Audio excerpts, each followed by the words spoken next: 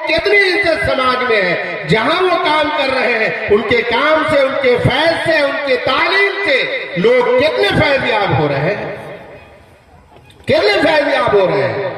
حافظ سالم صاحب نے آپ کے محلے میں کام کرنا شروع کیا ہے، آپ ان کو کاندھے لگائیے، آپ ان کو سینے سے لگائیے، ہر اعتبار سے آپ خوشی کے موقع پر بھی ان کا خیال کیجئے، غم کے موقع پر بھی خیال کیجئے، آپ ان کے ساتھ ہمدردی کیجئے۔ آپ کے بچوں کو وہ تاریکی سے، جہالت سے، اندھیرے سے وہ روشنی کی طرف لانے کی پوری طرح کوشش کر رہے ہیں، محنت کر رہے ہیں۔ ہم نے بارہا ان سے کہا تھا کہ آپ پڑھ کر کے آپ اپنے گاؤں کی فکر کیجئے، آپ اپنے گاؤں میں مکتب چلائیے۔ آپ کا گاؤں بالکل ناخواندہ ہے، جہالتوں سے بھرا ہوا ہے اور ہر اعتبار سے تنگدستی اور مفلسی کا وہ شکار ہے، مالی اعتبار سے بھی وہ محلہ کمزور ہے۔ آپ ان کا خیال کیجئے، وہاں کے بچوں کا خیال کیجئے۔ انشاءاللہ شروع میں تو آپ کو دشواری آئے گی، پریشانیوں کا سامنا کرنا پڑے گا، لیکن جب جم کر کے آپ کام کریں گے تو جو بچے آپ سے پڑھ کر کے جس شعبے میں جائے، ملازمت میں جائے، نوکری میں جائے، کاروبار کرے، دکان چلائے، انشاءاللہ آنے والے وقت میں 2 سال، 4 سال، 10 سال کے اندر آپ کو سماج میں عزت ملے گی۔ بچے آپ کے لیے معاون بنیں گے، آپ کے مددگار بنیں گے، آپ کی ہمت اور حوصلہ کے لیے ہر اعتبار سے تیار ہیں۔ شرط یہ ہے کہ پہلے آپ قربانی دیجئے، آپ کو پہلے پیٹ پہ پتھر باندھنا ہوگا، کیونکہ آپ کا گاؤں مفلسی کا شکار ہے، غربت کا شکار ہے، ہر آدمی مزدور ہے، ہر آدمی دلی جا کر کے، ممبئی جا کر کے اپنے 2 وقت کے نوالے اور 2 وقت کے کھانے کے لیے کوشاں ہے، ان کے پاس اتنا پیسہ نہیں ہے۔ آپ کے ارد گرد میں ایک پریویٹ اسکول ہے، بڑا سے بڑا مدرسہ ہے، لیکن ان کے اندر یہ صلاحیت نہیں ہے کہ پرائیویٹ اسکول میں جا کر کے نرسری کے بچے کا فیس جا کر کے 2200 روپیہ ادا کرے، اس پر بھی اس کے ڈریس کا پیسہ لگائے، اس پر بھی اس کے ہر اعتبار سے جو پرائیویٹ اسکول کے فیسز ہوتے ہیں اس کو وہ ادا کرے۔ ان کے اندر اتنی صلاحیت نہیں ہے۔ میں تو بارہا یہ بات کہتا ہوں، جس گاؤں کی ایسی صلاحیت نہیں ہے، کم سے کم اتنا کریں کہ آپ رہنمائی کر کے مدرسے تک اس محلے کے ہر سال آپ پلان بنائیے، ہر سال آپ اس طرح کے بچے تیار کیجئے کہ کم سے کم علاقے اور قرب و جوار کے مدارس میں 10 بچے کو وہاں لے آ کر کے داخلہ کرائیں گے تو 10 بچے مدرسے میں داخل ہوں گے ہر سال، تو انشاءاللہ اس میں سے 2 بچہ تو ضرور حافظ بنے گا، 1 بچہ تو ضرور عالم بنے گا، جو سماج سے برائیوں کے خاتمے کا ذریعہ بنے گا، سماج رہنمائی کرے گا، صحیح قیادت کرے گا، سماج کو برائی میں ملوث نہیں ہونے دے گا۔ لیکن میرے بھائیوں، شرط یہ ہے کہ ایسے لوگوں کی آمد سے جو گاؤں میں جوہلا لیڈر کہلاتے ہیں ان کی ناک کٹ جاتی ہے، ان کی ناک گر جاتی ہے اور وہ اپنے آپ کو ہتک عزت کا شکار محسوس کرتے ہیں، حالانکہ شکار نہیں کیا جاتا ہے، ان کی بے عزتی نہیں۔ اگر وہ عالم کے ساتھ قدم سے قدم ملا کر کے چلیں گے تو ان کی عزت میں اضافہ ہوگا اور سماج میں بھی لوگ ان کو اچھی نظر اور نگاہ سے دیکھیں گے، اچھی نظر اور نگاہ سے دیکھیں گے۔ جو عالم سے جڑ جاتا ہے، اللہ تبارک و تعالی عالم کی مناسبت سے اس کی نسبت کو دنیا میں بھی بلند کر دیتا ہے اور کل قیامت کے دن بھی اس کو بلند کر دے گا۔ ان اللہ یرفع بہذا الکتاب اقواما کا مطلب یہ ہے کہ اللہ تعالیٰ اس قرآن کریم کی برکت سے اللہ عزت کی اس بلندی تک پہنچاتا ہے کہ انسان سوچ بھی نہیں سکتا ہے۔ اور جو قرآن کی تعلیم کو، صاحب قرآن کو حقیر سمجھتا ہے تو یاد رکھے دنیا میں بھی وہ ذلیل ہوتا ہے اور آخرت میں بھی وہ ذلیل و خوار ہوگا، آخرت میں بھی وہ ذلیل و خوار ہوگا۔ اس لیے میرے بھائیوں، یہ جو مکتب کا آغاز اس بستی میں کیا گیا ہے، مولانا سالم صاحب کسی بھی بستی میں جا کر کے اپنے پیٹ کو پال سکتے ہیں، کہیں بھی جا کر کے پڑھا کر کے اپنے بچے کی پرورش کر سکتے ہیں، لیکن ہم لوگوں کے خاص طور سے علاقے کے جو علماء ہیں ان کو بار بار اس کے لیے کوستے تھے، بار بار ان کو تیار کرتے تھے کہ آپ محلے میں کام کیجئے، آپ کا محلہ غریبی سے پریشان ہے، غربت سے پریشان ہے، ہر آدمی کے پاس اتنا پیسہ نہیں ہے کہ اپنے بچے کو اچھی جگہ پڑھا سکے، اچھی جگہ بھیج سکے، ہر آدمی مزدوری کرنے والا ہے، ہر آدمی کاشتکاری کرنے والا ہے، کھیتی باڑی کرنے والا ہے، پھیری کرنے والا ہے، آپ جا کر کے وہاں کام کیجئے۔ میں بار بار ان کو مبارکباد پیش کرتا ہوں کہ انہوں نے ہم لوگوں کی بات کی لاج رکھ لی اور گاؤں میں آ کر کے کام کو شروع کیا ہے۔ گاؤں والوں کی ذمہ داری یہ ہے کہ ان کے حوصلہ کو بلند کیجئے، ان کے حوصلہ کو ٹوٹنے مت دیجئے۔ اگر آپ ان کو دیتے کچھ نہیں ہے تو کم سے کم ان کو ہمت تو دیجئے، ان کے حوصلے کو تو بڑھائیے تاکہ وہ حوصلے کے ساتھ آزادانہ مزاج بنا کر کے کھلے طور پر آپ کے بچے کے لیے اپنا وقت قربان کرے، آپ کے بچے کو تیار کرے، اور جو بچے آپ کے لیے نماز اور قرآن اور جنازہ پڑھانے والے بن جائے میرے بھائیوں بزرگوں دوستوں۔ آپ نے سنا بھی ہوگا ایک واقعہ، ایک ڈاکٹر صاحب امریکہ رہتے تھے، ان کے والد نے اتنا پڑھایا اور اتنا زبردست ڈاکٹر بنایا کہ ہندوستان سے وہ امریکہ جا کر کے قیام پذیر ہو گئے۔ جب والد کا انتقال ہوا، گھر والوں نے اطلاع دی، ڈاکٹر صاحب آئے، جنازے کی صفیں لگی ہوئی تھی، ڈاکٹر صاحب زاروں قطار رو رہے تھے، لوگ ہر آدمی کہہ رہے تھے کہ ڈاکٹر صاحب سب کے ساتھ یہ معاملہ ہے، کسی کا باپ گیا، دادا گیا، کسی کی ماں گئی، صبر سے کام لیجئے، ہمت سے کام لیجئے، یہ سب کے ساتھ معاملہ ہے، یہ آپ کے ساتھ تو کوئی ایسا نہیں ہے کہ تنہا یہ معاملہ پیش آیا ہے، سب کا باپ کی دنیا سے گزرا ہے یا گزرے گا، سب صبر و تحمل کے ساتھ اس کا سامنا کرتا ہے، اس کو برداشت کرتا ہے۔ آپ بھی برداشت سے کام لیجئے، صبر سے کام، صبر دلانے پر امام صاحب کو کہا کہ میں رو رہا ہوں اس لیے کہ میرے باپ نے ایسی تعلیم دی، مجھے بلندیوں کے اس مقام تک پہنچایا کہ جہاں تک میں سوچ نہیں سکتا تھا، لیکن میں آج رو رہا ہوں اس لیے کہ باپ کا جنازہ رکھا ہوا ہے، میرے اندر اتنی صلاحیت نہیں ہے، میرے پاس وہ اتنا علم نہیں ہے کہ میں اپنے باپ کا جنازہ پڑھا سکوں، میں اس لیے رو رہا ہوں۔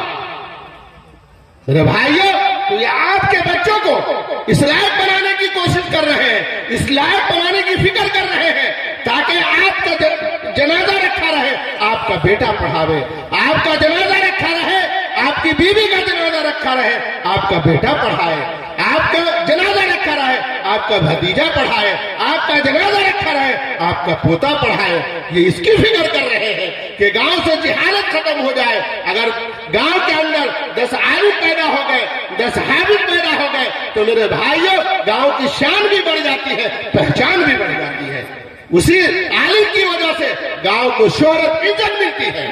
آپ لاکھ پیسہ کماتے ہیں، فیکٹری کا مالک ہے، کارخانے کا مالک ہے، آپ کروڑوں روپیہ کماتے ہیں، لیکن آپ کی وجہ سے گاؤں کو شہرت نہیں مل سکتی ہے۔ میں ڈنڈے کی چوٹ پر کہتا ہوں، بوال مفتی صاحب کہیں جا کر کے اپنا کام کر سکتے تھے، ہزاروں شاگرد پیدا کر سکتے تھے، لیکن میرے بھائیوں ان کا جو کام ہے وہ ہزاروں شاگرد پر بھاری ہے، ان کا جو کام ہے کروڑوں شاگرد پر بھاری ہے۔ وہ جو سلسلہ قائم ہوا ہے وہ قیامت تک چلتا رہے گا۔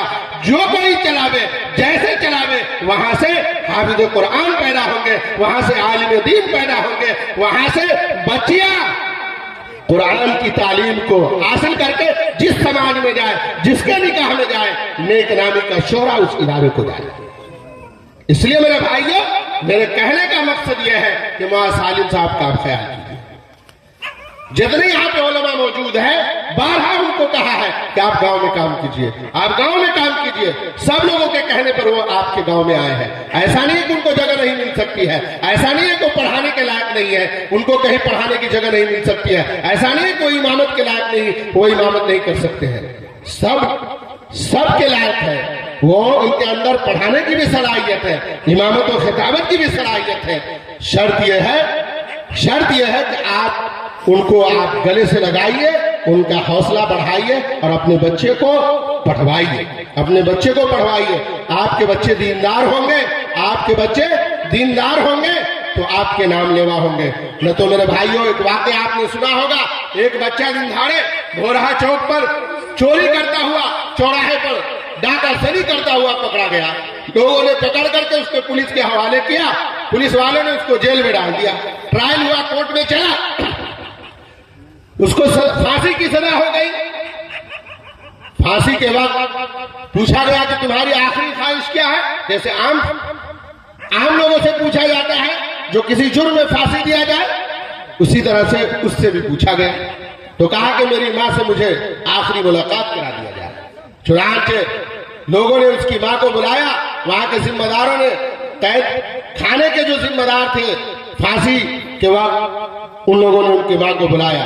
اس نوجوان نے اپنی ماں کو سینے سے لگایا اور اس زور سے سرگوشی کرتا ہوا کان کو کھینچ لیا اپنے دانت کے ذریعے. جلاد نے دیکھا اس کو تو جیل کی کالی کوٹری میں پھانسی نہیں, اس کو تو بھورہا اور جان کے استھان جیسے چوراہے پہ پھانسی پہ چڑھا دینا چاہیے. اتنا بڑا ظالم ہے. آخری وقت ہے, ماں سے ملنے کی تمنا لے کر کے ماں کو بلوایا ہے اور اس وقت اس نے ایسی حرکت کی ہے. جلاد نے پوچھا کہ تم نے ایسا کیوں کیا؟ کہا کہ میں نے اس لیے ایسا کیا کہ میں اپنے سماج اور معاشرے میں جب میں اسکول جاتا تھا اور وہاں سے کسی کی چپل, کسی کی کاپی, کتاب چوری کر کے لے آتا, کبھی میری ماں نے مجھ سے یہ نہیں پوچھا کہ بیٹا یہ چپل کہاں سے لے کر کے آئے, کاپی کہاں سے لائی, کتاب کہاں سے لائی. کبھی میری ماں نے ایسی تربیت نہیں کی. میں چھوٹی چھوٹی گناہوں کی وجہ سے, چھوٹے چھوٹے گناہوں کی وجہ سے, چھوٹے چھوٹے جرم کی وجہ سے جب میں بڑا بن گیا, جوان ہو گیا, تو میں بڑا لٹیرا اور ڈاکو بن گیا. یہ بتائیے میرا قصور ہے یا میرے ماں باپ کا قصور ہے؟ میں مجرم ہوں یا میرے ماں باپ مجرم ہے؟ میرے بھائیوں, اگر آپ نے اپنے بچوں کی صحیح تربیت نہیں کی, صحیح تعلیم کا رخ نہیں دیا, تو وہی حال ہوگا جو اس نوجوان نے اپنے ماں کے ساتھ کیا, اپنے باپ کے ساتھ کیا. ماں باپ کے لیے بدنامی کا ذریعہ بھی بنا, اور آخر میں میرے بھائیوں, بزرگوں, دوستوں, جب اس کو پھانسی ہو رہی ہے تو خود پھانسی سے پہلے اپنی ماں کو سزا دے کر کے چلا گیا, سزا دے کر کے چلا گیا. اس لیے اپنے بچے کی تربیت اور نگرانی خاص طور سے رکھیے کہ کسی کی کتاب لے کر کے نہ آوے, کاپی لے کر کے نہ آوے, کسی کا چپل لے کر کے نہ آوے, کسی کا پیسہ لے کر کے نہ آوے, کسی کا موبائل لے کر کے نہ آوے. اس کی نگرانی رکھیے, ورنہ چھوٹے چھوٹے جو یہ جرم ہے, چھوٹی چھوٹی جو یہ برائیاں ہیں, جب یہ بچے بڑے ہو جائیں گے تو بہت بڑا لٹیرا, قذاب, ڈاکو بن کر کے سماج اور معاشرے میں اس کا نام اور شہرہ ہو جائے گا, چرچا ہوگا. اس لیے آپ صحیح تعلیم اور صحیح تربیت, میں نے دونوں سنا دیا. اسی کو اللہ نے فرمایا ایھا الذین آمنوا قوا انفسکم واہلیکم نارا, کہ ایمان والو اپنے اہل و عیال کو جہنم کے ایندھن سے بچا لو, جہنم کی آگ سے بچا لو, جس کا ایندھن انسان اور پتھر کو اللہ تبارک و تعالیٰ بنائیں گے, اسی کو جلا کر کے جہنم کو دہکائیں گے. تو آپ چاہتے ہیں کہ دنیا بھی خراب ہو جائے, آخرت بھی تباہ و برباد ہو جائے؟ کوئی باپ نہیں چاہتا ہے. اگر بیٹا بیمار ہوتا ہے تو باپ اس کے علاج کے لیے محلے کے کمپاؤنڈر سے کانٹیکٹ کرتا ہے, وہاں سے اس کی طبیعت نہیں سنبھلتی ہے تو سیتامڑھی ہاسپٹل لے جاتا ہے, وہاں بھی نہیں سنبھلتی ہے تو پٹنہ اور دلی کا رخ کرتا ہے. کیوں؟ اس لیے کہ میرا بیٹا ہے, میرا بیٹا ہے, ماں کی خون کا دودھ پیا ہے, ماں کا جگر کا ٹکڑا ہے. اس لیے ماں اور باپ اس کے لیے پوری طاقت اور ہمت لگاتا ہے, حتیٰ کہ زیور کو بیچ دیتی ہے ماں, حتیٰ کہ باپ اپنی جائیداد کو اس کے بچانے کے لیے, اس کے علاج و معالجہ کے لیے ختم کر دیتا ہے, اور آخر دم تک وہ ہار نہیں مانتا ہے. جب ساری جائیدادیں ختم ہو جاتی ہے, سانس چلتی ہوتی ہے, تو وہ کیا کرتا ہے؟ مسجد اور سماج کے سامنے اپنے بیٹے کے علاج کے لیے دامن پھیلاتا ہے کہ میرے بیٹے کا علاج ہو جائے. ڈاکٹر نے 5 لاکھ کہا ہے, 10 لاکھ کہا ہے, اس لیے کہ میرے بیٹے کی جان بچ جائے. میرے بھائیوں, اس کے جسمانی جان بچانے کے لیے آپ اتنی تگدو اور فکر کرتے ہیں کہ اپنی جائیداد کو بیچ دیتے ہیں, اپنی پراپرٹی کو بیچ دیتے ہیں, اپنی زیورات کو بیچ دیتے ہیں. کیا اس کے آخرت کو بچانے کے لیے, دنیا کو بچانے کے لیے, کیا آپ اس کے لیے کچھ خرچ نہیں کر سکتے ہیں, اس کے لیے کچھ صرف نہیں کر سکتے ہیں, کچھ پیسہ نہیں لگا سکتے ہیں؟ آپ کو تو یقیناً لگانا چاہیے. جس کے علاج کے لیے آپ اپنا لگا سکتے ہیں, اس کی تعلیم و تربیت پر ہم خرچ نہیں کر سکتے. لا محالہ خرچ کرنا چاہیے. اگر اللہ نے آپ کو 500 روپے کی کمائی دی ہے تو آپ اس کے اوپر 100 روپیہ ضرور خرچ کیجئے. اگر اللہ نے آپ کو ماہانہ 10,000 روپے کی کمائی اور کمانے کی صلاحیت دی ہے، انکم ہے 10,000 روپے کی، آنے کی صلاحیت ہے، تو میرے بھائیوں 200-400 روپے اپنے بچوں کے اوپر خرچ کرنے میں انسان کو درد نہیں ہونی چاہیے، بلکہ خوشی کے ساتھ، پوری رغبت کے ساتھ، پوری فکر کے ساتھ کہ میرے بچے کو پڑھانے کی فکر کی جا رہی ہے، بنانے کی فکر کی جا رہی ہے، سنوارنے اور نکھارنے کی فکر کی جا رہی ہے. یہی بچے جن سے ہماری مستقبل وابستہ ہے، یہی ہمارے لیے بڑھاپے کا سہارا بننے والا ہے. اس لیے اس کے اوپر ہم خرچ کریں گے اور خوشی سے خرچ کریں گے. کوئی بوجھ اور کسی طرح کی پریشانی آپ کو نہیں ہونی چاہیے. اس لیے میرے بھائیو، بزرگوں، دوستو، یہ تعلیمی بیداری کا یہاں پوسٹر لگا ہوا ہے. میں نے آپ کو بیدار کیا کہ اپنے بچے کو کس طرح سے مکتب اور مسجد سے جوڑیں گے. آپ اسکول پڑھائیے، پہلے دیندار بنائیے. آپ اسکول پڑھائیے، ڈاکٹر بنائیے، کاروباری بنائیے، انجینئر بنائیے، لیکن سب سے پہلے آپ مسلمان ہیں تو اپنے بچے کو سچا پکا مسلمان بنائیے. سچا پکا مسلمان بنائیے. سچا پکا مسلمان ہوگا تو اس کے ایمان کا سودا دنیا کی کوئی طاقت نہیں کر سکتی ہے. طاقت نہیں کر سکتی ہے، نہ پیسے کی وجہ سے، نہ طاقت کی وجہ سے، اور نہ بڑی جماعت کی وجہ سے. آج یہی سازشیں ہو رہی ہے کہ کس طرح سے مسلمانوں کو علماء سے کاٹ دیا جائے اور مسلمانوں کی ایمان کا سودا کر لیا جائے. میرے بھائیو، بزرگوں، دوستو، یہ چند باتیں میرے دل کی تھی. اللہ سے دعا ہے اللہ تبارک و تعالی ہم سب کو عمل کی توفیق عطا فرمائے. وآخر دعوانا الحمدللہ رب العالمین.